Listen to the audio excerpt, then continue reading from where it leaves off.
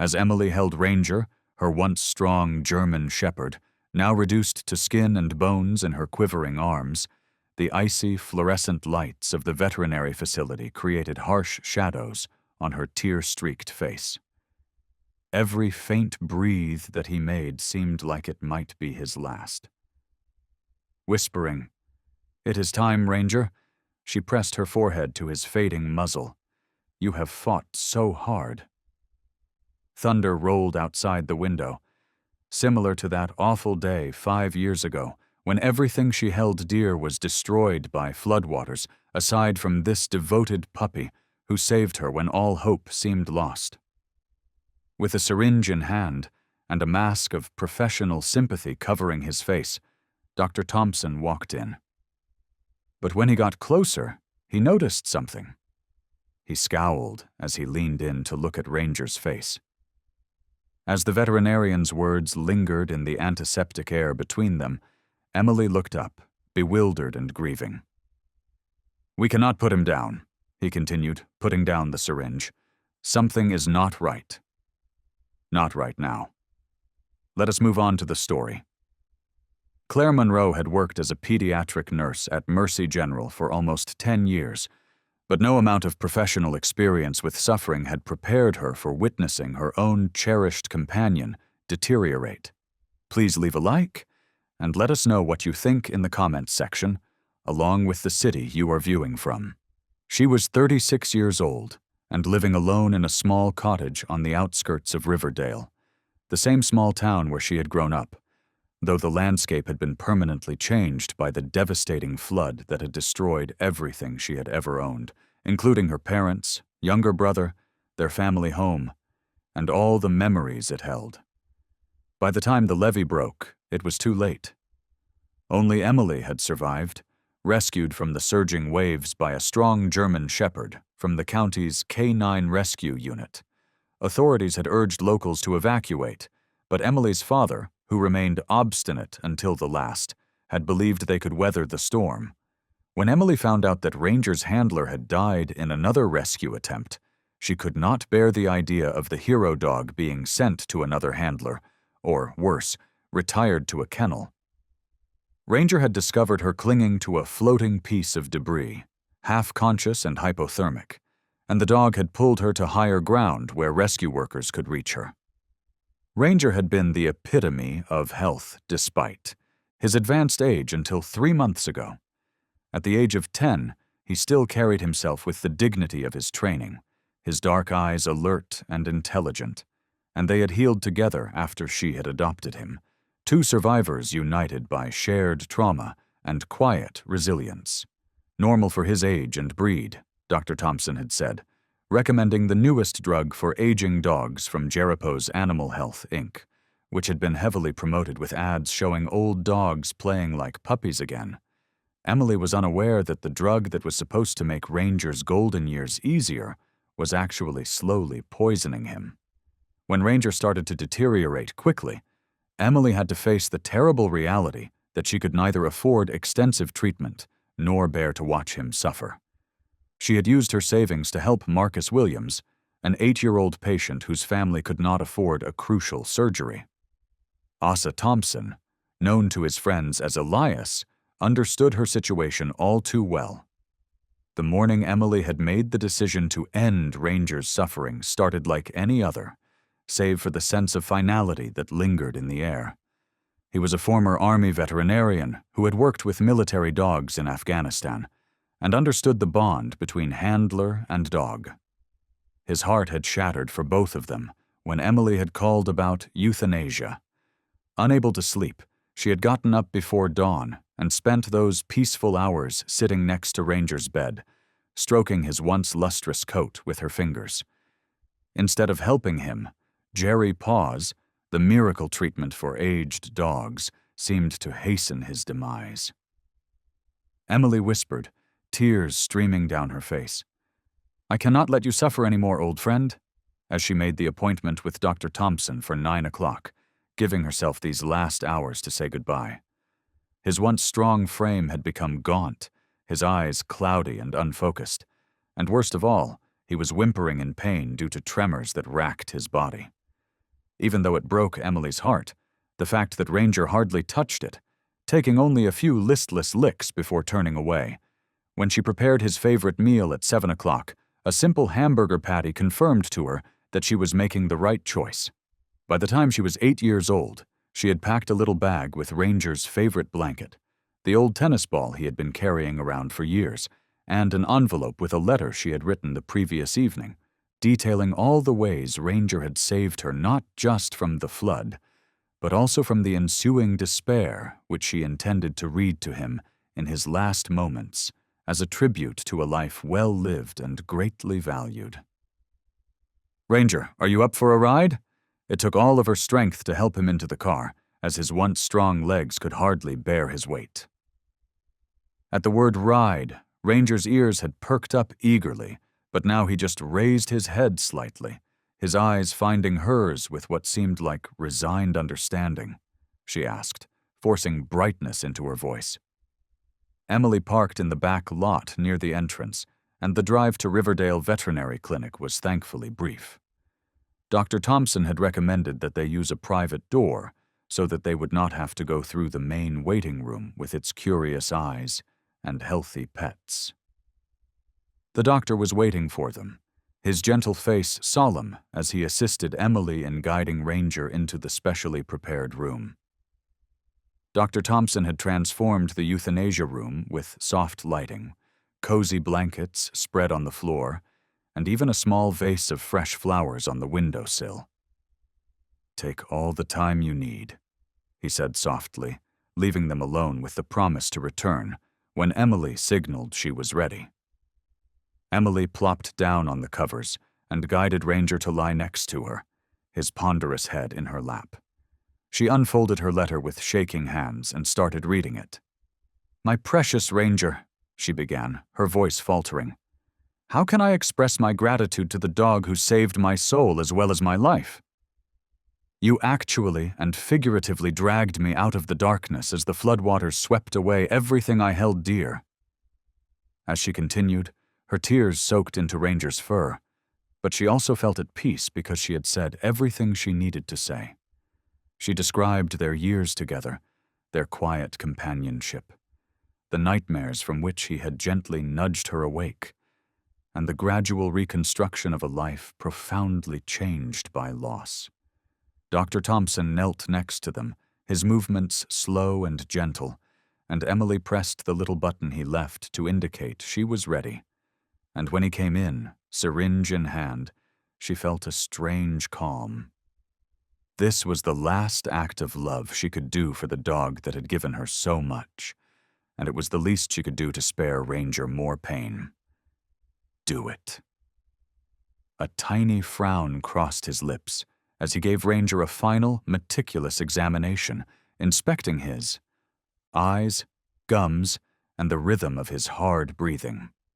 "Emily," he began slowly, his professional tone changing.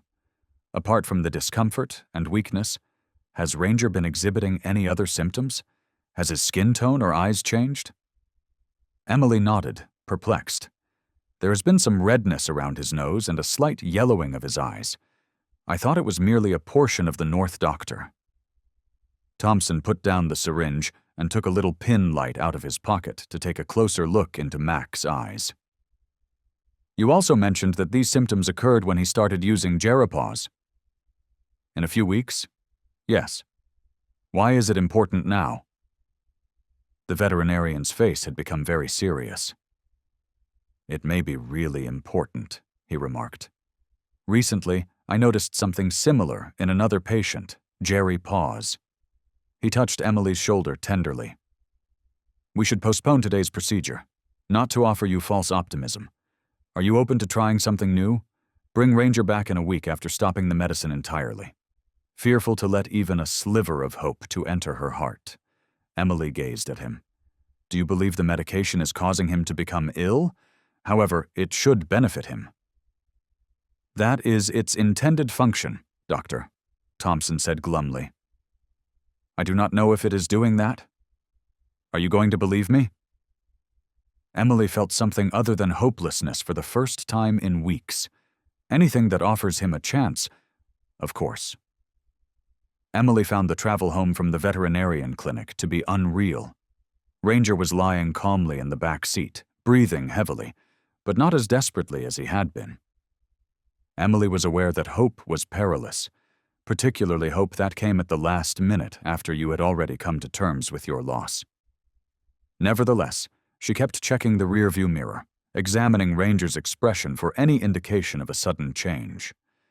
As she assisted him from the automobile, she said, "We are going to try something different, old boy." After a tiring 3-step climb to her front porch, Mac collapsed onto his bed in the corner of the living room, and Emily collected the bottles of Jerry Paws that had been placed all over the house on the kitchen counter, on the bedroom shelf, on the bedside table as continual reminders of the routine she had so devotedly adhered to. She arranged the bottles on the kitchen table, scowling at the happy-looking packaging, with its pictures of resurgent old dogs playing like puppies, the Jerry Paws. TV ads, which had been equally positive, with the testimonies of owners whose elderly pets had seemingly recovered miraculously, $150 a month, a huge amount on a nurse's pay. But Emily had not thought twice. Dr. Thompson instructed her to put the remaining pills in a Ziploc bag and bury it deep in the trash, because Ranger deserved whatever might ease his path into old age. No more medications, no more forcing pills down Ranger's reluctant throat, just wait and watch. For the first 3 days, not much changed. Ranger remained sluggish, hardly eating and sleeping most of the time. After taking time off work and asking her co-workers to cover her shifts, Emily slept on the couch next to Ranger's bed, waking up at the first sound to see how he was doing. By the 3rd night, doubt started to creep in. Had she just made him suffer more? Was Dr. Thompson on the verge of giving a painful but necessary service? Then came the 4th morning. Emily opened her eyes to find Ranger standing next to her, nudging her fingers with his nose. "Ranger," she whispered, unable to believe what she was seeing, as the German Shepherd made a soft whine, not of pain, but the sound he always made when he was hungry. Emily woke up to a strange feeling, something cold and wet pressing against her hand that dangled off the couch. His tail, which had been hanging limp for weeks, waggled a little. Emily sat up quickly and cupped his face and hands while closely examining him. His eyes, yellowing, appeared to lessen, and even though he was still extremely thin, his eyes showed a level of alertness that had been lacking for too long. "You want breakfast, boy?" Ranger answered with another soft moan as her voice faltered with passion. Ranger followed Emily to the back door and stood expectantly, and when she opened it, he stepped gingerly into the small fenced yard, lifting his nose to the morning breeze after managing to eat half a bowl of softened kibble in the kitchen, more than he would eaten in one sitting for weeks. By the 5th day, Ranger was able to walk around the block on a slow pace, stopping often but walking with increasing confidence. Emily stood watching from the doorway, one hand pressed to her mouth to stifle a sob. This was a far cry from the strong, powerful dog that had rescued her from floodwaters, but it was also markedly different from the suffering animal she would almost put down days earlier. When she called Dr. Thompson to report these changes, he responded calmly but encouragingly. "Bring him in tomorrow as planned," he said. "I want to run some tests, see if what I am suspecting holds water." On the 6th day, Ranger actually barked when the mail carrier approached the house, a horse shadow of his once authoritative warning, but a bark nonetheless. "What are your suspicions?" After a moment, Emily said, "I would like not to say until I am more confident." "Keep doing what you are doing, please. No drugs, healthy food, and mild exercise." Emily and Ranger went back to the clinic the next morning, through the front door this time. A number of folks in the waiting area raised their heads in surprise. Many of them were locals who had heard about Ranger's planned euthanasia, had witnessed his decline, and knew his tale. As Ranger entered the examination room on his own initiative, Dr. Thompson greeted them with a sincere grin. "Is not that the Winter's rescue dog?" She heard an older woman murmur, "I thought he was on his last legs." He performed a comprehensive examination, carefully monitoring Ranger's vitals and taking blood samples. Looking at Ranger's gums, he observed, his color is improved, and his eyes' yellowing has unquestionably lessened. Does his appetite get better every day? According to Emily, he is now eating nearly normally. He is also more present and attentive. She paused. What is happening, Elias? He was dying 1 week ago. With a severe expression, the veterinarian leaned on the examination table. I think Ranger was experiencing a serious negative reaction to Geropause. However, how is that even possible? The largest pet pharmaceutical firm in the nation, Animal Health, is the manufacturer. They would test for such reactions, would not they? You would assume so, Doctor, Thompson said in a deliberately casual tone. The problem is that I have begun to see a trend. 3 additional elderly dogs have shown up with comparable symptoms in the past 6 months. Geropause for everyone. When we stopped the medication, the third, like Ranger, became better, but the other 2 were too far gone to salvage. Emily's experience as a nurse came into play. Is this a bad batch? Was the manufacturing process contaminated in any way? Perhaps. He sounded unconvinced. However, there is more. I have been conducting some research and contacting other practices and colleagues. Riverdale is not the only place. Veterinarians throughout the state are reporting similar incidents. Emily remarked slowly that it could not be a coincidence. No, I do not think so. Dr. Thompson's tone became stern. I believe we should investigate this more, Emily. People need to know if Geropause is hurting animals, rather than benefiting them. Emily glanced down at Ranger, who sat calmly at her feet. He was still frail and old, but he was also growing and changing. How many other cherished creatures had vanished as a result of their owners, like her, blindly believing a company's assurances? She questioned, "What do we do next?" The weeks that followed were filled with a sense of purpose that Emily had not had since she volunteered for the flood relief operations. Recording Ranger's condition in the journal, doctor was the first thing every morning. Thompson had supplied energy levels, appetite, weight, and any recent changes, whether favorable or unfavorable. Although there were several hiccups, the German Shepherd's progress was steady.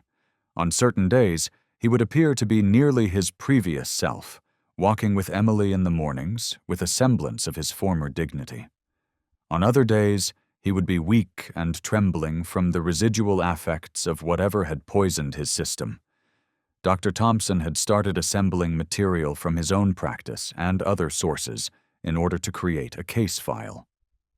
He would give Emily updates over the phone every few days, his tone growing gloomier as the pattern grew more apparent. During one of these calls, he informed her, I have uncovered 27 cases across 3 states currently. Before anybody realized the connection, 9 of the elderly dogs who had all been administered Geropause within the previous year and who had all had comparable symptoms, liver malfunction, neurological problems, and extreme lethargy died or were put down. Emily remarked, "That is criminal," as she observed Ranger sleeping on the floor of her living room in a patch of sunlight. How can Animal Health Inc. be unaware of this? That is not it the question? The appointment with Animal Health Inc. was set for a Tuesday morning at their regional offices in Cincinnati, to which Dr. Thompson said, I think it is time we found out. Dr. Thompson picked Emily up in his old Subaru, his usual casual demeanor replaced by uncharacteristic formality. Emily had taken a personal day from the hospital, leaving Ranger in the care of her neighbor, Mrs. Abernathy, who had been monitoring his recuperation with grandmotherly concern. The building was a gleaming glass structure that dominated the downtown skyline. You did not have to dress up on my account, Emily said, trying to lighten the mood. But not for you, he said grimly, wearing a suit that had seen better days, his tie knotted with the meticulous precision of someone who rarely wore one. "Corporate types take you more seriously when you look the part, and we need them to take us very seriously indeed," he said. The regional director, Walter Cunningham, had agreed to meet them along with the company's senior veterinary consultant and a representative from their legal department. But this final detail had raised red flags for both of them, so they are already in defensive mode, Dr. Thompson told Emily during the 3-hour drive. "What if they just shut us down, tell us we are wrong, and show us the door? Then we go to Plan B, which is taking our evidence public." He looked at her. "But that is actually good." "It means they know there is something to defend against," Thompson said. Emily looked out the window at the passing farmland. Some things are worth the risk. They were escorted through security at the Animal Health Inc. headquarters with efficiency that verged on coldness. Animal Health Inc. has deep pockets and an army of lawyers. They could make life very difficult for both of us. Emily thought of Ranger, of the other pets who had suffered, of the owners who had lost their companions without ever knowing why. The receptionist, a young woman with a polished appearance and a well-practiced smile, led them to a conference room on the 23rd floor overlooking the Ohio River. "Mr. Cunningham will be with you shortly," she said, offering them water or coffee, both of which they refused, and Emily felt suddenly alone. Even Dr. Thompson looked uneasy, shifting the files he had set on the polished table. "Remember," he whispered softly, and her navy trousers suit, the one she kept for parent conferences and job applications at the hospital, looked drab in comparison to the luxury all around them. "We have facts on our side, regardless of how they attempt to scare us." 3 persons entered when the door opened. A 60-year-old man with silver hair and the assured demeanor of an old-timer. A middle-aged woman with a stethoscope and a white coat who appeared to be trying to project a sense of medical legitimacy.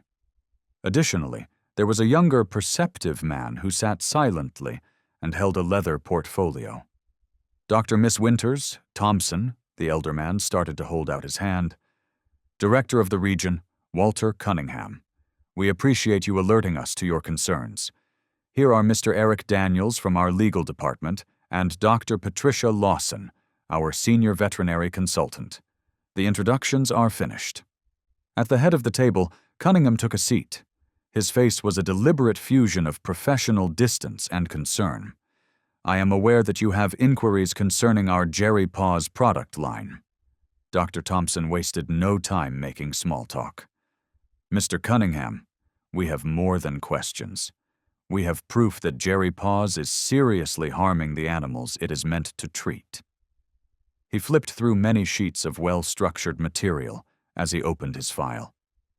"So far, I have recorded 27 cases, all of which exhibit the same pattern of symptoms that get better when taken off of the medicine." Dr. Lawson frowned as he picked up the papers and looked over them. "Dr. Thompson, this is quite an accusation. Prior to its release, Jeripaz was the subject of numerous clinical testing. It has a great safety record and has been on the market for 18 months. "Respectfully, Doctor Lawson, the evidence does not support that. Dr. Thompson produced more records, including blood test results, before and after pictures, and pet owner testimonies. These are not one-off events. It is impossible to write off these negative reactions as a coincidence, because they show a trend." Daniels, the lawyer who had been mute up to this point, leaned forward. "Have you thought about how sick these creatures were already? Many of the elderly creatures Jerry treats have underlying medical issues. Causation is not the same as correlation." Emily, who had been silently watching, suddenly found herself talking. "Prior to starting Jerry Paws, my dog Ranger was in good health, with the exception of a slight case of arthritis. He was almost dead in 3 months. He exhibited noticeable improvement a week after stopping the medicine. There is no correlation there. There is a clear cause and effect there." "Well, The case is hardly evidence of science, Dr. Lawson answered in a patronizing manner. Despite her growing rage, Emily retorted, "It is not just one case," in a firm voice. Cunningham held up a pacifying palm and said, "Did you even look at the files Dr. Thompson provided?"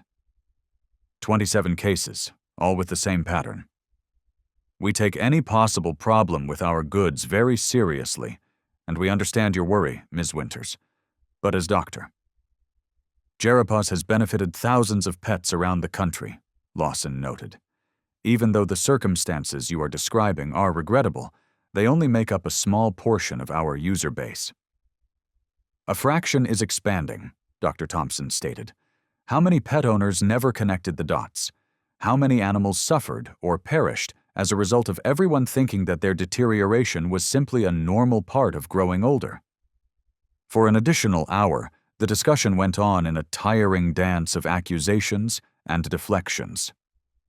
The Animal Health Incorso representatives had a ready explanation or dismissal for each piece of evidence Dr. Thompson offered, and by the time Cunningham adjourned the meeting, it was evident they had not achieved much. "We appreciate you bringing these concerns to our attention," he said, rising to end the discussion. "In the meantime, I can assure you that Gerapos is still a safe and effective product for the vast majority of pets." "They knew," Dr. Thompson said quietly. "They have seen these reactions before, and they have buried them. We will definitely review your findings and carry out our own internal investigation." "How are you certain?" "Did you notice how prepared they were? How they had an answer for everything? They were not surprised by our evidence. They were ready for it," Emily asked, although she had already had the same feeling. Dr. Thompson then went over their next steps in the car, which included gathering more evidence, contacting additional veterinarians, and possibly contacting regulatory bodies. Emily's mind was racing with the implications of taking on a company like Animal Health, Inc. She knew that there would be pushback, possibly severe, and that her fears would be well-founded sooner rather than later. 3 days after their meeting in Cincinnati, Emily brought home from her hospital shift to find her front door slightly ajar. She called for Ranger with a racing heart, and when he hobbled over to greet her, seemingly unharmed, she felt a wave of relief. However, the same could not be said for her home, where someone had gone through her belongings with a methodical thoroughness, leaving drawers open, papers all over the place, and most telling of all, Dr. Thompson's case file, which she had been keeping up to date on Ranger's progress, missing from her desk.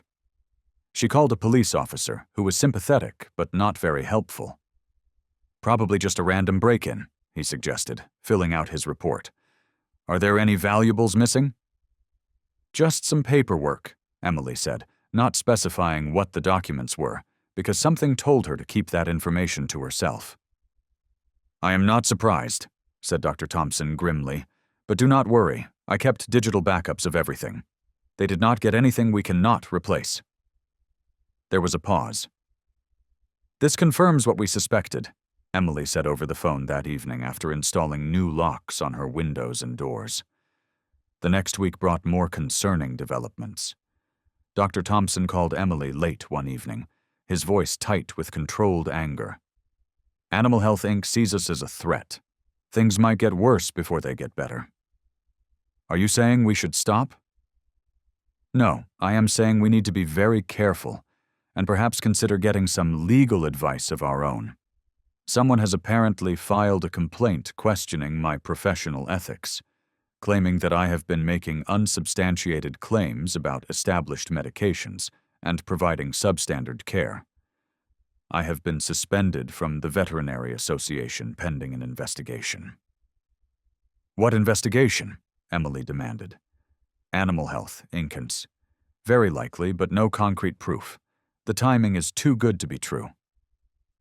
2 days later, Emily got a letter from the hospital administration asking to meet with the ethics committee, citing concerns about improper use of professional credentials in personal advocacy efforts and unauthorized disclosure of private information.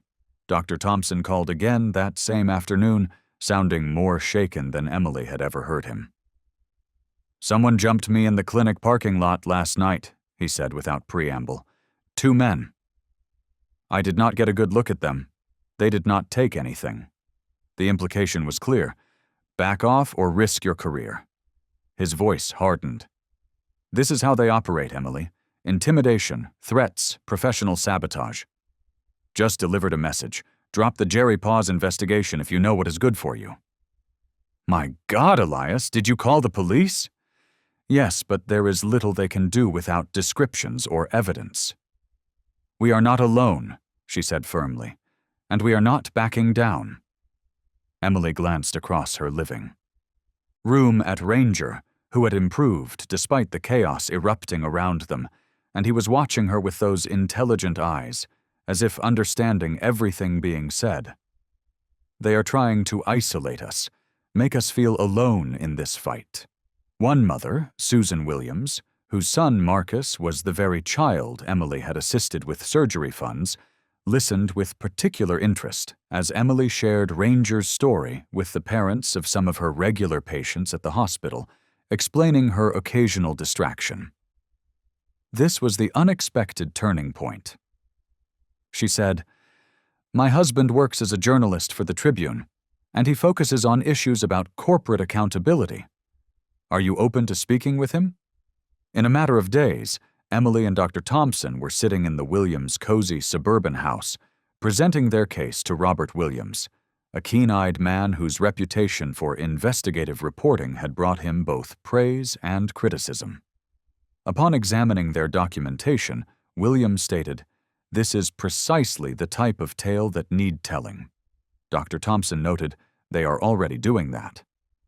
But fair warning, once it goes public, Animal Health Inc. will come at you with everything they have got." Williams agreed and said, "At least this way the truth gets out." Williams was working on his narrative, while Emily and Dr. Thompson continued to collect evidence. "Give me a week to check some of your claims independently. Talk to some of these other pet owners, then we will publish." After learning about their investigation through professional networks, other vets started contacting them. Others are expressing support, while others have comparable cases. First, a pathologist from a Columbus teaching hospital volunteered to thoroughly examine Jerry Paws samples in order to find any possible contaminants. Not everybody was on board.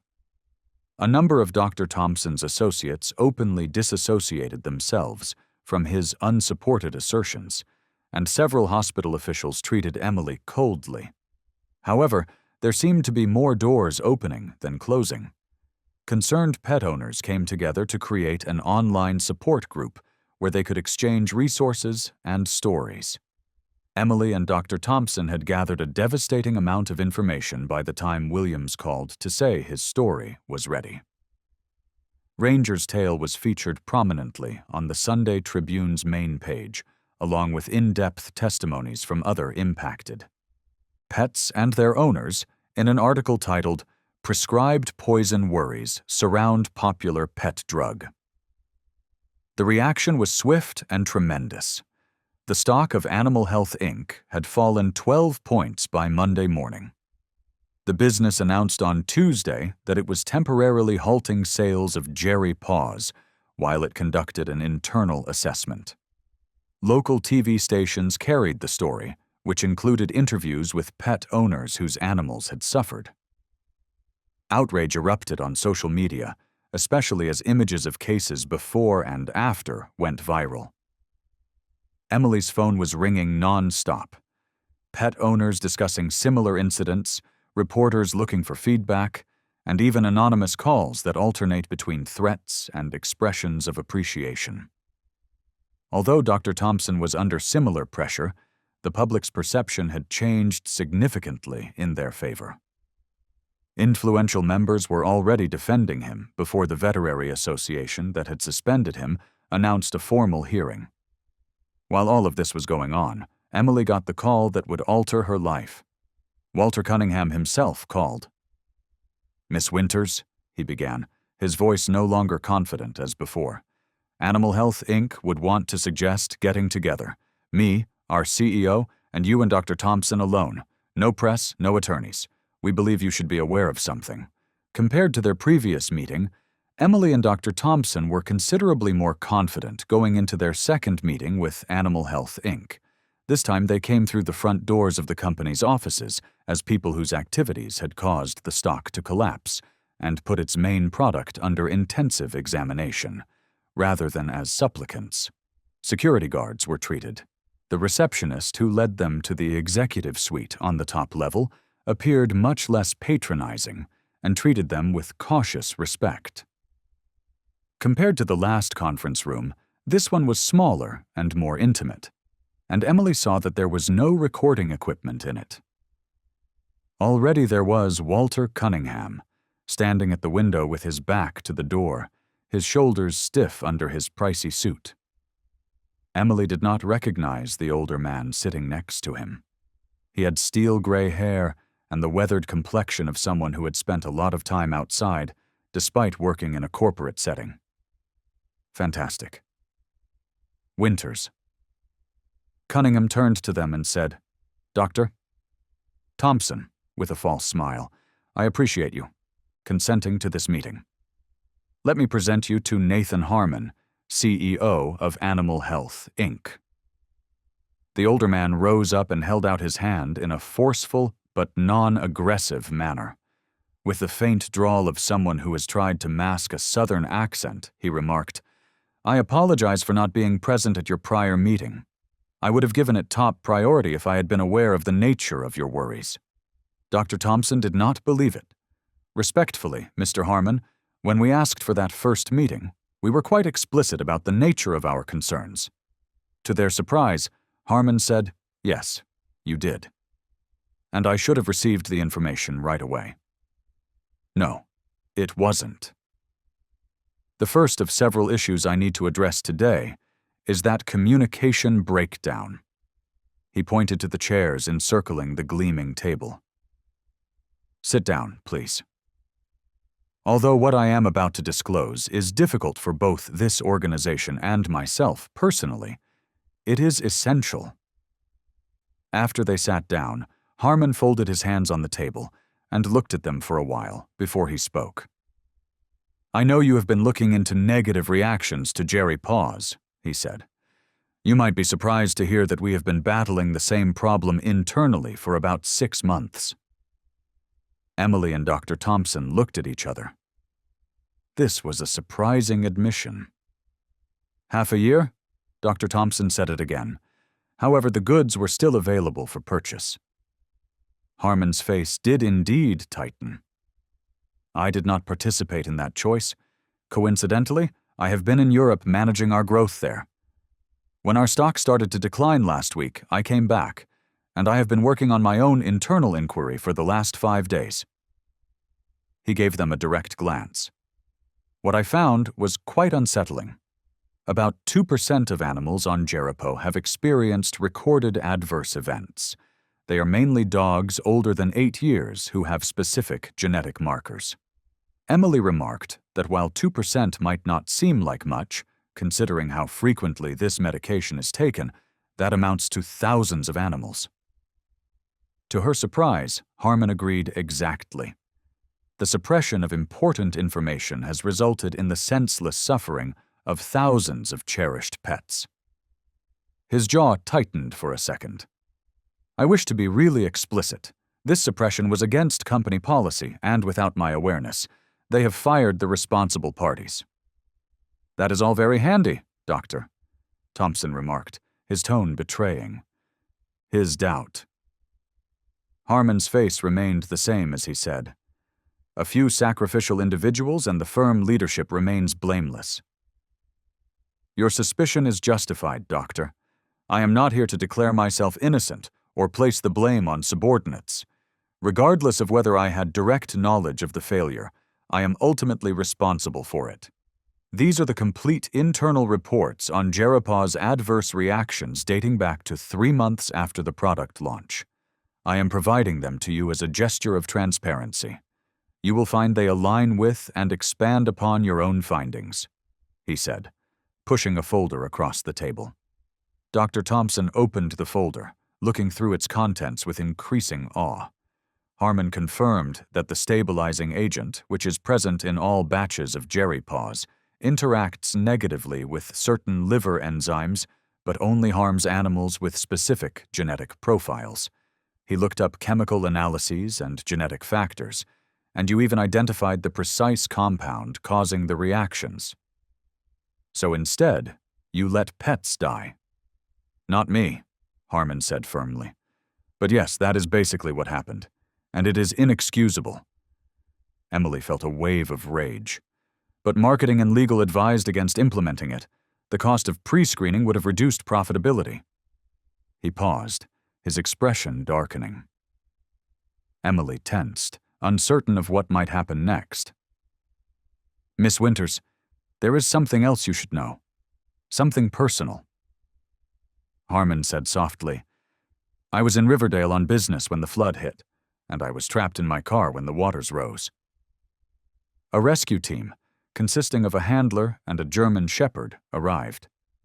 The handler told me the dog's name was Ranger as they were getting me to higher ground, and then they left to help others. His eyes grew distant, and I later found out that the handler did not survive. Emily's breath caught as the dog pulled me out through the window just before my car was swept away. Ranger, she whispered, and Harmon nodded slowly. I believe so. And I did not know what had happened to the dog that saved my life until your story broke. Emily sat in shock, trying to comprehend that Ranger had saved him during the flood, which could not be a coincidence, given that he was the CEO of Animal Health, Inc., the company whose product had almost killed Ranger. He drew a deep breath. Which makes the harm our product caused him all the more personal to me. A betrayal of the debt I owe. Harmon agreed. I do not believe in coincidences of that magnitude. I recognized your dog instantly when I saw the photo of him in the Tribune article. I have never forgotten those eyes. Dr. Thompson, who had been quietly absorbing this revelation, finally spoke. You are absolutely right, Harmon said. Because no amount of personal connection or regret changes the fact that your company produced and marketed a dangerous product, then tried to silence those who discovered the truth. But what exactly are you proposing, Mr. Harmon? Harmon asked. Because this connection is certainly remarkable. He sat up straight. Here's what I am suggesting. First, we are recalling all Jerry Paws products globally right away.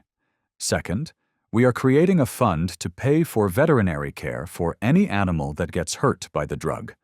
And third, we are putting new safety procedures in place for all of our products, including genetic screening when necessary. Additionally, I would like to offer you both seats on a newly established independent oversight committee, which will have complete access to our research and development process and the power to stop production if safety concerns are raised. You would report directly to our board of directors, not to me or any other executive, he said, pausing to gauge their reactions. Emily and Doctor. And if we decline? Dr. Thompson asked carefully. The changes will go forward regardless, Hormone said. Your participation would strengthen them, but they are not contingent on your participation. The offer was unexpected and, on its face, significant. I understand if you are not interested in any association with Animal Health, Inc. His expression softened slightly as Emily examined him, looking for any sign of dishonesty. Why are you really doing this, Mr. Harmon? Is it just damage control? He asked bluntly. Partially, the damage to our reputation is severe, and transparency is our best path forward from a business perspective. Before either Emily or Dr. Thompson could answer, I said, That dog saved my life, Ms. Winters. I owe him a debt I will never fully repay. But I can ensure that what happened to him does not happen to other animals, and I can try to make amends not only to you, but to every pet owner touched by our failure. The conference room door opened suddenly, and a man with a sharp nose and a costly suit stepped in with a thundering face. Greg, what the hell is this? I just heard from legal that you have ordered a full recall without board clearance, he shouted, holding up a document. Do you have any clue what this will cost us?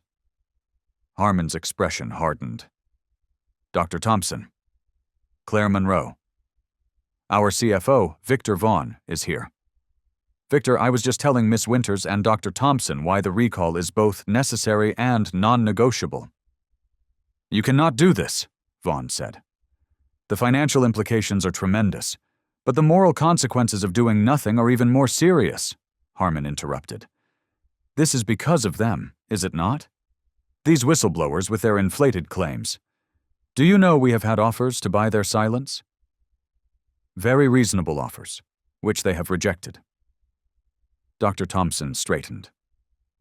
Excuse me, what offers? Emily suddenly understood. And since I am still CEO, the decision stands. Vaughn glared at Emily and Dr. Thompson. Van's expression confirmed her suspicion before he could deny it. Victor, Harmon said, his voice dangerously quiet. Did you authorize attempts to silence these people? The CFO's silence was sufficient. The attack in the parking lot and the break-in at my house were not just intimidation, were they? Someone was trying to approach us with a bribe. Harmon coldly said, Get out. Go to your office and wait for security. Your employment is terminated, effective immediately. You can't, I can, and I have. Unless you would prefer I call the police and discuss witness intimidation charges. Harmon nodded toward the door, and Van stalked out after a tense moment, slamming the door behind him. With some regained calm, Harmon turned back to face Emily and Dr. Thompson. I apologize for that interruption, he said. He let out a deep sigh and said, I will not offend you by saying that one rogue executive was in charge of everything.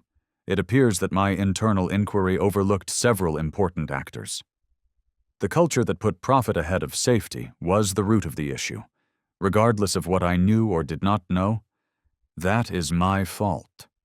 At last, Dr. Thompson, who had been assimilating these quick changes, spoke. Mr. Harmon, your offer is noteworthy and surprising, but I believe we need some time to think it over and make sure the adjustments you have suggested are as big as they seem. Harmon easily agreed, of course. Take as much time as you require. That folder contains all of the material, including the oversight committees, charter, and the recall notice that is being issued today. If you have any questions, my card has my direct phone number. Emily was hesitant as they were about to depart. She was unsteady after learning of Ranger and Harmon's relationship. She was cautious about corporate deception, but she also wanted to trust that he was sincere. At last, she said, Mr. Harmon, it is impossible to reverse what happened to Ranger and all the other animals impacted by Jerry Pauls. No fund or committee can alter that. I know, he said plainly. Even though we can never pay off all of our debts, we should nonetheless make an effort. Emily and Dr. Thompson stood on the pavement outside the building, still taking in what had happened. Emily said, What do you think? Is he telling the truth? Dr. Thompson gave it some thought. I believe he may be. The fact that Ranger saved his life is undoubtedly what made him personally invested. Furthermore, the CFO's immediate termination was not a show. That was real rage. Can we trust him, though? Have faith in the business? Have faith but double-check? Dr. Thompson smiled rhythmically. We have leverage because to the documentation he supplied. We have the means to take legal action if they break any promises. He hesitated. Speaking of legal action, I believe that before accepting his offer, we ought to speak with a lawyer. It is no longer just about us. It concerns all impacted pets and their owners. Emily nodded as she considered Ranger, who was still gradually getting better at home. One thing is for sure, regardless of what we decide. We have compelled a large corporation to admit misconduct and act. That is no minor triumph. No, Dr. Thompson said, as they made their way to his vehicle. It is not tiny at all. However, it seems to me that the real fight is just starting. With the shaky win over animal health in Kuners, Emily felt cautiously optimistic. However, hard reality has a way of tempering hope in life. Ranger Health took a concerning turn for the worse 3 weeks after they met with CEO Nathan Harmon, when the company started their countrywide recall of Jerry Paws. Emily, who is now always on the lookout for her companion's weight, spotted the first indicators right away: a heaviness in his movements that went beyond his typical arthritis, and a reluctance to eat. Ranger was unable to get out of bed without help on the second day. Pain obscured his once bright eyes, and his. Breathing became hard. "It does not make sense," Emily said in a terrified voice to Dr. Thompson on the phone. He was improving after going off Garapos for almost 2 months. With alarm in his voice, Dr. Thompson gave the order. "Bring him in right away." These poisons can occasionally have delayed effects or cause irreversible harm that we were unaware of at first. Emily's anxiety-filled drive to the clinic was a haze. When she looked back at him, Ranger's eyes followed her every move as he lay silently in the back seat with his enormous head propped up on a pillow. More than any physical indication, she was horrified by the resignation in his eyes, as though he recognized something she was not yet prepared to face. When they got there, Emily helped lead Ranger gently into an examination room where Dr. Thompson was waiting for them. As he performed a comprehensive examination, took blood, and checked vital signs, his hands moved with a lack of skill. After reviewing the initial findings, he eventually stated, "His liver readings are alarming. Additionally, fluid is accumulating in his lungs. For observation and more thorough testing, I would prefer to keep him overnight." "Are the Jerry Paws involved?" Emily's throat constricted as she asked. "A relapse of some sort." Dr. Thompson had a serious look on his face. "Yes. Ranger is an older dog with a history of trauma from his professional days, but there could also be residual damage from the drug. Jerry Paws's more severe symptoms may have been a cover for underlying illnesses." In an attempt to comprehend what she was hearing, Emily nodded. "Will he?" She found it difficult to complete the question. Dr. Thompson touched her shoulder tenderly. "Emily, I am not sure, but we will try our best.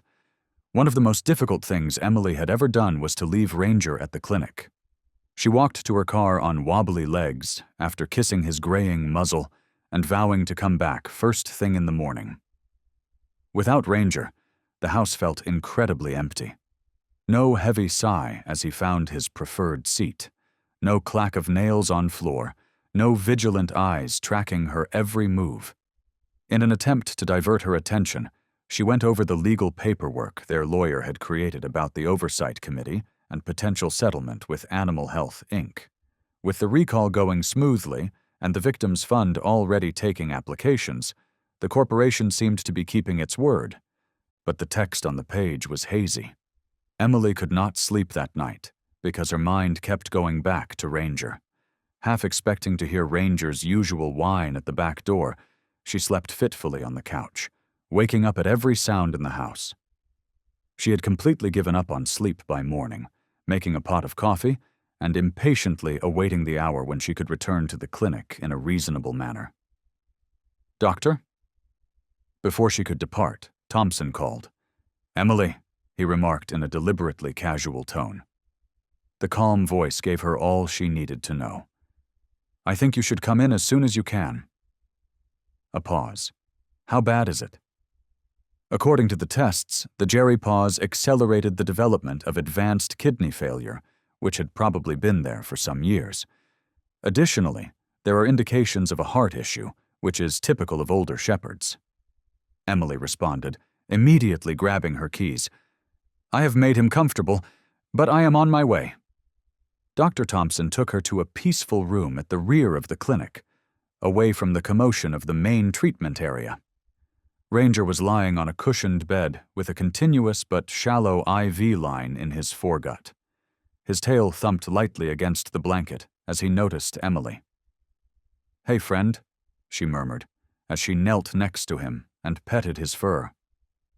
She glanced up at Dr. Thompson, who was standing in the doorway keeping watch. The vet pulled up a stool and sat down to meet her eye level, saying, "Tell me honestly, Elias, what are we looking at?" "It is now permanent kidney failure. Medication is an option for the cardiac ailment. However, it would be detrimental to the kidneys given the kidney problems." He paused. "For a few days, a week or two maybe, I can keep him comfortable. But he is in pain, Emily, and it will only grow worse." She felt the remarks as if they were actual blows. It seemed like a particularly cruel turn of events to find themselves back at this moment after everything they had gone through, including the campaign against Animal Health Inc., the near euthanasia, and Ranger's incredible recovery. As she spoke, her voice was almost audible. "So, we are back where we started," she murmured. "There will not be a last-minute respite this time." Dr. Thompson said, "I am so sorry," with sincere sorrow in his voice. "If I may be of any further assistance."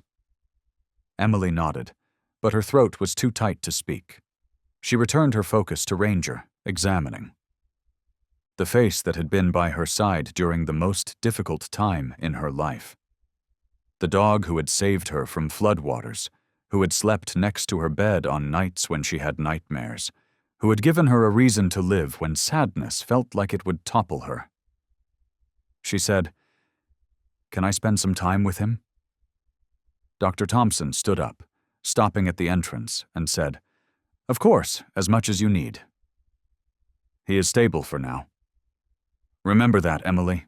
No matter what you decide, you have already given him more time, good time, than he would have had."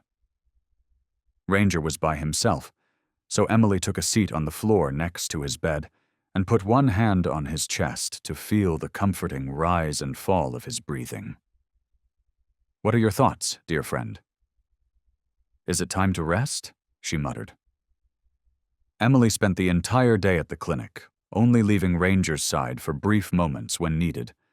Ranger's eyes, blemished by age and illness, met hers with the same steady intelligence they would always held. He shifted slightly, pressing his head against her hand with what seemed like deliberate pressure. Despite the supportive care, it was evident by late afternoon that Ranger was rapidly declining. His breathing had become more difficult, and he no longer responded when Emily called his name. Thompson continued to check in with Ranger on a regular basis to make sure he was comfortable and to monitor his status. Emily made the choice she had been dreading all day as dusk drew near, and Dr. Thompson nodded sympathetically when he saw her determination. "Would you like some time to say goodbye?" The treatment itself was calm, almost anticlimactic after the emotional upheaval preceding it. "I have been saying goodbye all day," Emily said, her voice more composed than she had anticipated. "I do not want him to suffer any longer." When the final injection arrived, the transition was so smooth that Emily was not immediately sure when Ranger had left. For a brief moment, he was there, his presence as solid and real as it had been for the previous 5 years. Thompson gave the sedative first, explaining each step in a quiet, calming voice. Ranger's eyes stayed stuck on Emily's face as the tension slowly left his body. "Afterward, doctor." Thompson gave her privacy, checking in only once to inquire about her needs, and Emily sat with him, stroking his still warm fur and talking softly about their time together, the hikes they would taken, the quiet evenings at home, and the way he would always seemed to know when she needed comfort. The next day, only his form remained, and the essential spirit of him slipped away without fanfare. Dr. Thompson assisted Emily in wrapping Ranger's body in his favorite blanket and carrying him to her car, and the drive home passed in a fog of grief, the weight of Ranger's absence already settling around her like a physical presence. Emily finally said, "I would like to take him home, to bury him in the garden." Ranger loved lying in the sun there. The garden burial was straightforward and solitary. Emily dug the grave herself, turning down offers of assistance from neighbors who had noticed her activity, and placed Ranger's favorite toy and used tennis ball next to him, before covering him with earth and planting a small dogwood sapling to mark the spot. At home, she found herself going through routines by writing, checking his water bowl, looking at his bed, and listening for the sound of his nails on the floor. Emily cried for Ranger, for her family lost in the flood, and for all the anguish she would so carefully bottled up for so long as the full weight of her loss swept over her like a wave.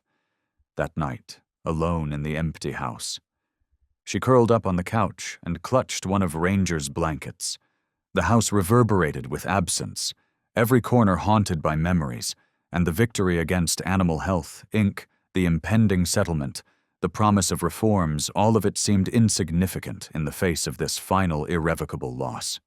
Emily felt more alone than she had since the floodwaters receded, and she was alone in her darkest hour. The dogwood sapling stood brittle but upright in the early light, a promise of growth and continuation that seemed impossible to be close to her present suffering. "I do not know how to do this without you," Emily whispered to the quiet garden as dawn broke, sitting next to the freshly turned earth of Ranger's grave, emptied of tears but still aching with grief. She ran her fingers across the ground and said, "You were the last remnant of that life, the link between then and now. How do I proceed from here?" Her phone rang as if in response, breaking the silence of the morning. Dr. Thompson's number appeared on the caller ID, but Emily gazed at her ringing phone for a few seconds before responding in a hoarse voice from sobbing. Dr. Thompson said urgently, "I am sorry to call so early, Elias Emily. Is this a bad time?" She nearly laughed when he asked, "What could be a worse time?" But she just said, "It is fine."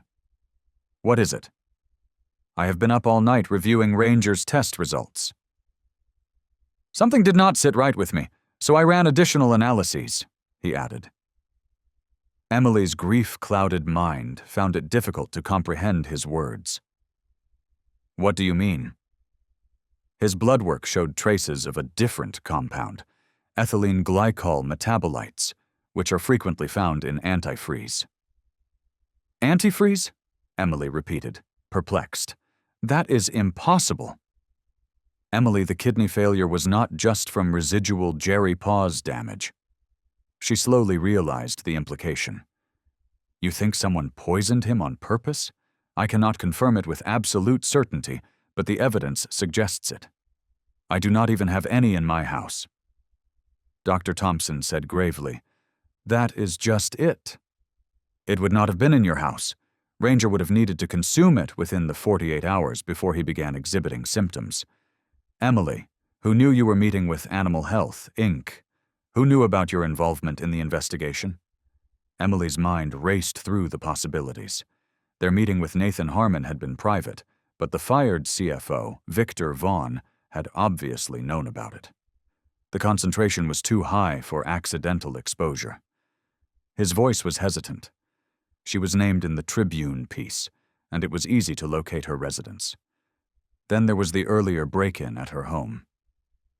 "Do you believe this has anything to do with the Jerapaz case?" "Someone poisoned Ranger to silence us or seek revenge," she whispered, a chilly rage starting to replace her numbness.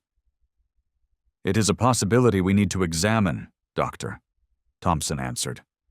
"I have already reported my findings to the police. They also want to talk to you." As she gazed at the new dirt covering Ranger's grave, Emblin's anguish solidified into something more rigid and concentrated. "Right there, I will be."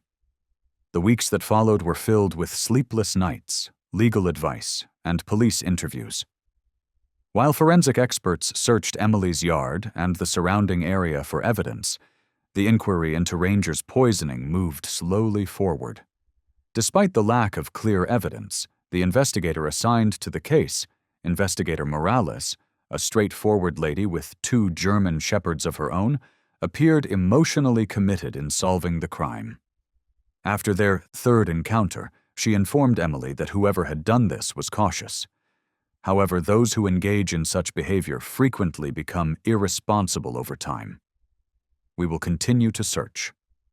In the meantime, Fresh aspects of the lawsuit against Animal Health, Inc. had emerged. The public's anger grew when word leaked out about Ranger's strange death.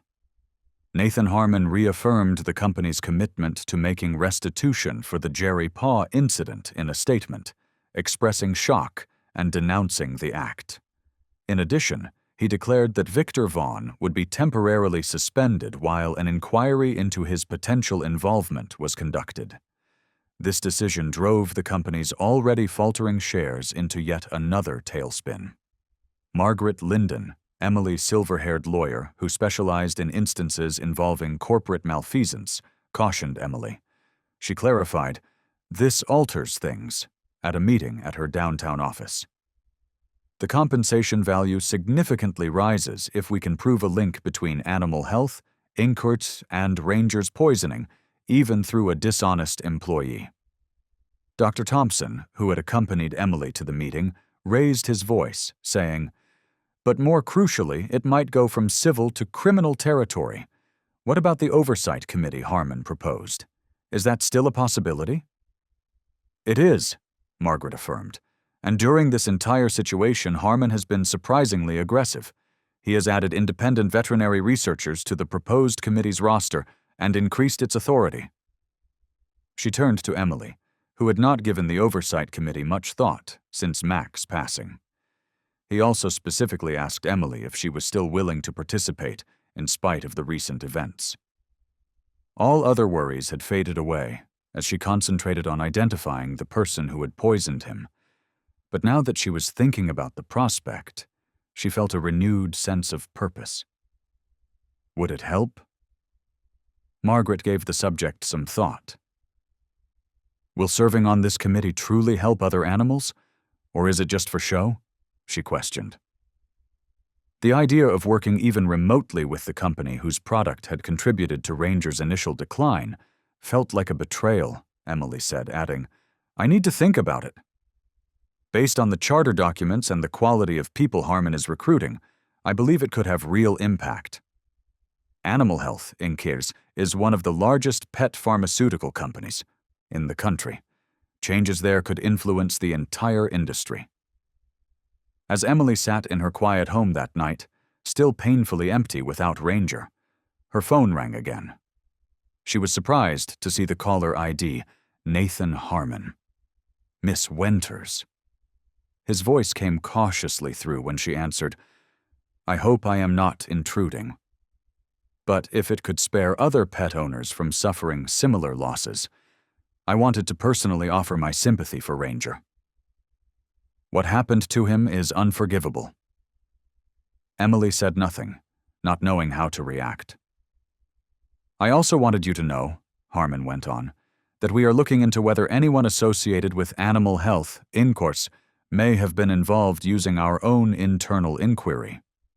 We have turned over all communications and surveillance footage that could help identify the perpetrator, and Victor Vaughn has been assisting the authorities." Emily said in a monotone voice, "Why are you phoning me directly?" Harmon acknowledged, "Probably." There was a pause. "Is not this something your lawyers should handle? However, I find this to be personal. I owe Ranger a debt I can never pay back, and now I cannot even try." Another pause. "I know you may want to leave our company after this, but I hope you will still think about joining the oversight committee. Your viewpoint as a nurse, as Ranger's owner, and as someone who has witnessed the damage our mistakes can cause, would be of great value." "I'll think about it, Mr. Harmon. That's all I can promise right now." Emily closed her eyes, suddenly tired. She hung up and wandered out to her garden, sitting on the bench next to Ranger's grave, where the dogwood sapling had already produced a few tentative leaves, reaching with determined fragility toward the spring sunshine. "Ranger, what would you do? You never backpedaled from a task when you were working," she said quietly. With her fingertip, she traced the contour of a leaf. "You never left someone who needed help. Should I stay in the fight?" she asked herself. The garden had no answers other than the soft rustle of leaves and the distant call of birds. The breakthrough in Mac's case came from an unexpected source, But as Emily sat there in the encroaching twilight, she felt something shift within her, not an ease of grief, but maybe the first stirrings of a way forward through it. 3 days later, Emily was going through a box of Ranger's belongings, including his leash, brushes, and the special treats she had purchased for him when her doorbell rang. "We have news," Detective Morales stated without preamble as he stood on her porch with an unformed cop. "May we come in?" The day before Ranger became ill, a gas station camera 2 blocks from your house recorded a man wearing sunglasses and a baseball cap approaching a parked car in black and white. The detective took out a tablet in her living room and displayed a grainy security camera image. Emily could not identify it, but something about his bearing looked slightly familiar. "We enhanced the image as much as possible," Morales added, swiping to a crisper version. Emily took a closer look at the picture and asked, "Does this individual appear familiar?" The man's face was partially hidden, but his posture and mannerisms said something. She spoke carefully.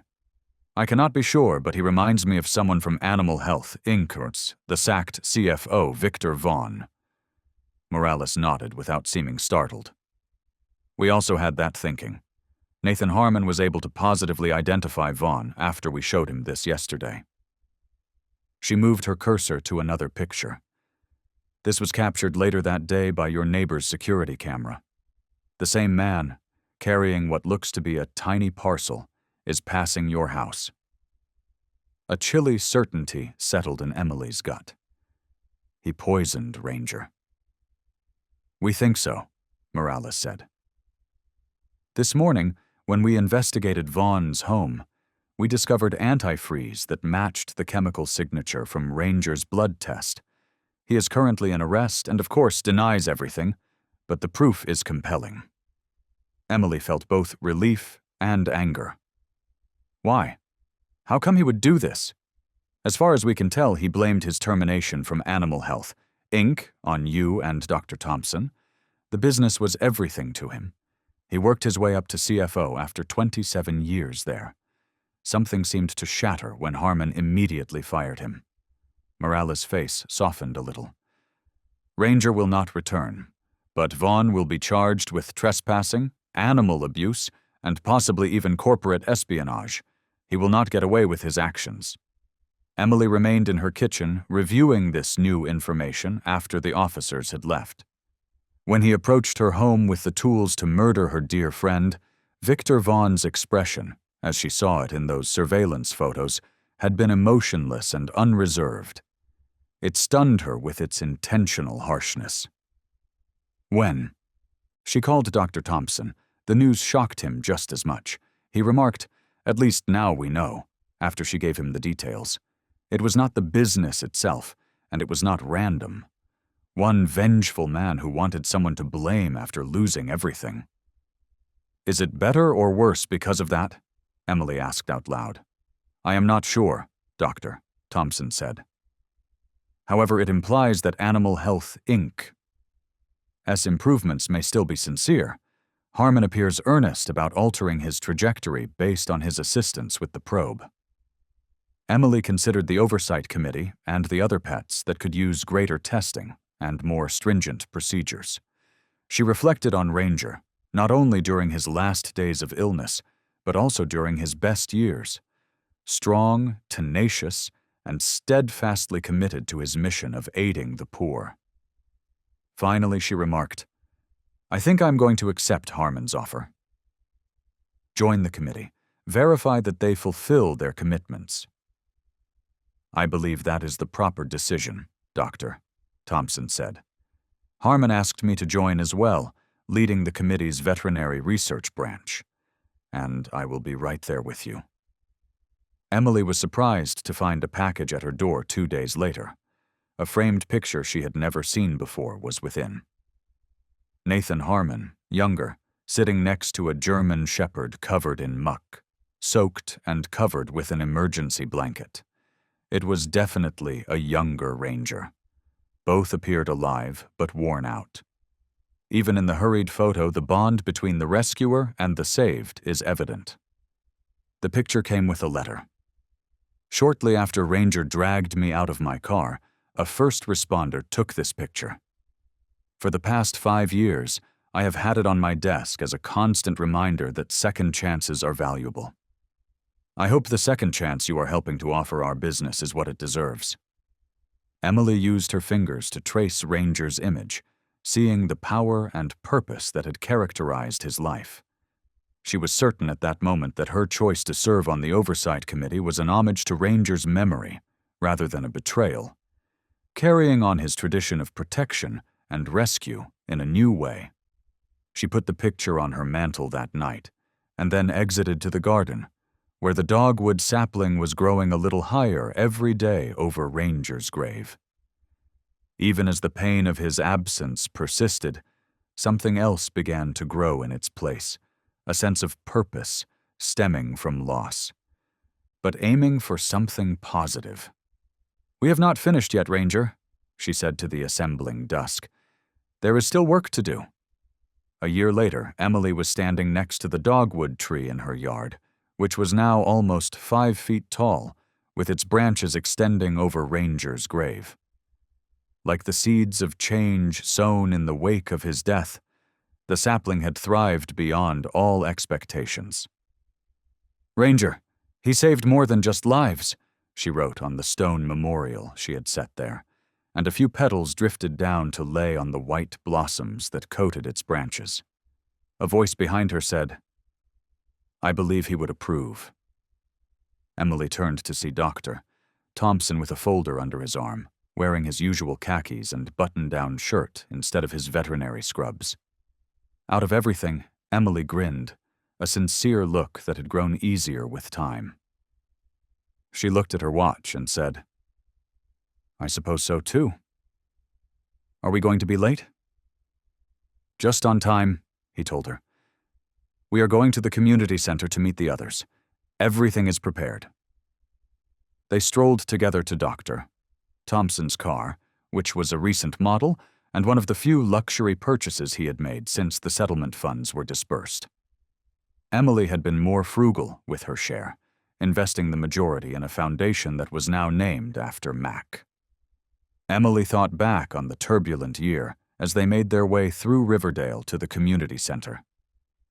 Many in the community believed that Victor Vaughn's 3-year sentence was too light once he ultimately entered a guilty plea to charges of animal cruelty. Animal Health, Inc. had undergone a thorough organizational reorganization under Nathan Harmon's direction, with Emily and Dr. Thompson serving on the independent monitoring group that examined every facet of their R&D procedure. In the pet medicine sector, the so-called Gerapes affair caused a stir, leading to revised rules and testing specifications. Other businesses hurried to examine their own products and procedures after realizing the financial and reputational harm Animal Health, Inc. had endured. The system was much better, but it was not yet flawless. Feeling anxious? As they arrived in the Riverdale Community Center parking lot, Dr. Thompson inquired. "A little," Emily said. "Working on the committee in the background is one thing. Speaking in front of an audience is different." "You will be fine," he told her. "As always, just speak from the heart." The spacious conference room was already starting to fill up with media, municipal officials, veterinarians, and pet owners. On the front wall was a banner that read, "Ranger Foundation, 1 year of progress." Informational pamphlets regarding pet medicine safety, local shelter adoption prospects, and the Foundation's different activities were on exhibit at tables along the sides. The mayor was already there, talking to Nathan Harmon. He saw Dr. Thompson excuse himself to welcome Emily and them. Their working relationship had changed over the past year to something that was almost like friendship, based on their common dedication to reform, and maybe the special bond they all had with Ranger. Harmon shook their hands and remarked, "Emily Elias," with warmth. "Everything appears to be fantastic. It is amazing how much you have done in just 1 year." Emily looked at him and agreed. "We have had support. As promised, Harmon had personally backed the Foundation's initiatives in addition to endorsing the Oversight Committee. His business was now the industry standard for openness and security measures. Emily saw Susan Williams, whose son Marcus had undergone the surgery she had helped pay for, approaching them as they were speaking. Marcus, who was now 9 years old and in good condition, walked beside her. The lively vitality of boyhood had replaced his former state of being. Susan hugged Emma and called out to her, "I hope to see you before the wedding. Marcus had something he wanted to show you." The boy proudly displayed a picture of a little brown puppy with floppy ears and big paws. Declaring, "This is Scout," he said. "Last week, we took him in from the shelter. Mom claims that if it were not for you and Ranger, we would not have him." Emily lowered herself to his level and looked at the picture with the proper dignity. "He is amazing," she said. "An extremely honorable dog." "Dad says I have to properly train him," Marcus added honestly. "He will make a fantastic dog, even though he may not be as heroic as Ranger." Emily concurred, experiencing the same twinge of regret that came with bringing up Ranger, but this time and purpose had eased it. Emily moved to the stage as more people arrived, including those whose animals had been spared by the recall and many who had lost dogs to Jerry Paws. As she adjusted the microphone and gazed out at the faces turned expectantly toward her, the room fell silent. "She started a year ago," her voice solid in spite of her nervousness. "My best friend passed away. Many of you present today have suffered such losses. The unique sorrow that results from losing a pet that has grown to be a member of our family. To me, Ranger was more than simply a pet. During the most difficult time in my life, he was my savior, my guardian, and my dependable friend." She stopped and took a deep breath. "I had no idea at the time that Ranger would keep saving lives after he passed away. His and our tale ignited a movement that has altered the development, testing, and oversight of pet pharmaceuticals. It brought to measures that will protect countless animals in the future and exposed practices that prioritized profit before safety." Emily pointed to the information tables arranged throughout the space. "The purpose of the Ranger Foundation is to guarantee that these reforms persist and grow. We have set up a drug reporting system in our first year that enables pet owners and doctors to quickly identify possible adverse reactions. We have provided funding for independent studies on the safety of pet medications. Families whose pets suffered injuries due to dangerous items have received financial support. Most significantly, we have established a community that values and safeguards the human-animal link." She turned to face Nathan Harmon and nodded in his direction. "We have also shown that when companies want to, they can adapt, learn, and perform better. Animal Health, Inc. has emerged as an industry leader, demonstrating that moral behavior and commercial success may coexist." Emily felt a sense of rightness descend upon her as she went on to describe the Foundation's achievements and future objectives. Gradually, the searing wound of Ranger's loss had changed into something constructive, giving her sadness purpose rather than lessening it. Emily found herself surrounded by fans and well-wishers following the ribbon-cutting and ceremonial presentation for the Foundation's new local office. Detective Morales, who had grown to be a friend and an important ally in the Foundation's efforts, was one of them. Morales remarked, "Never believed I would see the day," as he surveyed the assembled audience. "It was not just me," Emily said modestly. "A whole community organized around pet safety. You have done something extraordinary here, Emily." Morales insisted, "No, but it started with you." "With you," not giving up even when it would have been easier to leave. She paused, then said more quietly, "I think Ranger would be proud." As the event came to an end, Emily found herself drawn back to Dr. Thompson and Nathan Harmon, who were discussing a new testing protocol that Animal Health, Inc. was employing.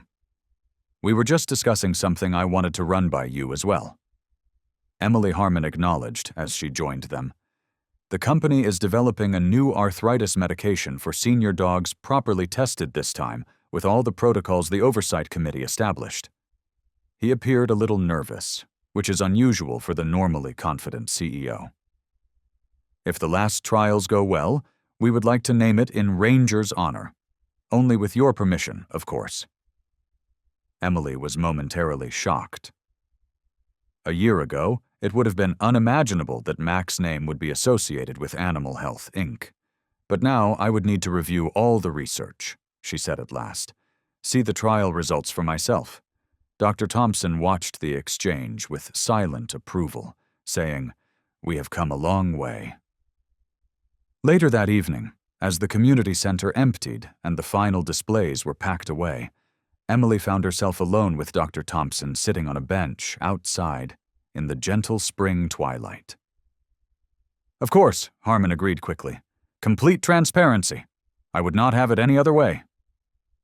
"Thank you," she replied simply, "for everything, for sticking by me through this whole ordeal, for saving Ranger that first time. I was unable to do it on my own." "I have been meaning to ask you something," he said, "but you are welcome all the same." "You are stronger than you give yourself credit for," he said. Emily felt her heart tighten as the Parker family brought in their new rescue dog yesterday. He is a German Shepherd mix, approximately 2 years old, healthy, and has a good disposition, but they are moving abroad and will not be able to take him with them. She had not thought about buying a second dog. For Ranger, the idea had felt like a violation of his memory. "You think I should consider it?" she asked, now that the foundation was in place and growing, the worst of her pain eased by time and purpose. Dr. Thompson remarked softly, "I believe Ranger would want you to have another companion. No one could take his place, but to continue the relationship that was so important to you both." Emily reflected on her empty home and the garden where dogwood blossomed over Ranger's grave. She recalled restless nights and peaceful mornings, solitary walks and silent dinners. Finally, she stated, "I would like to meet him." Thompson said, "This Shepherd mix, no promises, but I would like to meet him," with a smile that extended to his eyes. "He will be in the clinic tomorrow. His name is Ranger." Emily felt a sense of accomplishment as they made their way back to the car beneath a starry sky. In contrast to her grief, which will always be a part of her, this circle started with rescue and was still going strong. Ranger had rescued her from floodwaters. She had battled for another chance with him.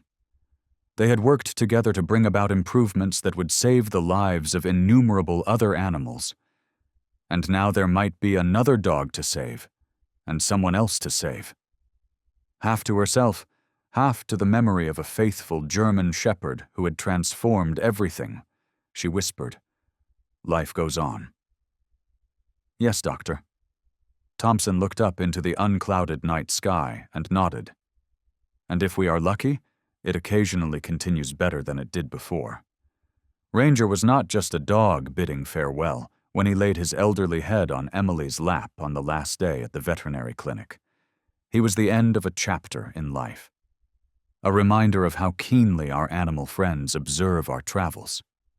Mac's story strikes that delicate spot where thankfulness and sadness converge for many of us in our older years who have loved and lost devoted pets. Like Emily, many of us have experienced loss, whether it be of spouses, friends, or our own health issues, while having a devoted animal at our side that gives without asking.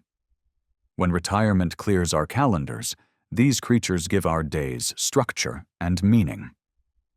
When our kids have their own lives to lead, they listen to them without passing judgment. When we experience pain from arthritis, they warm our laps.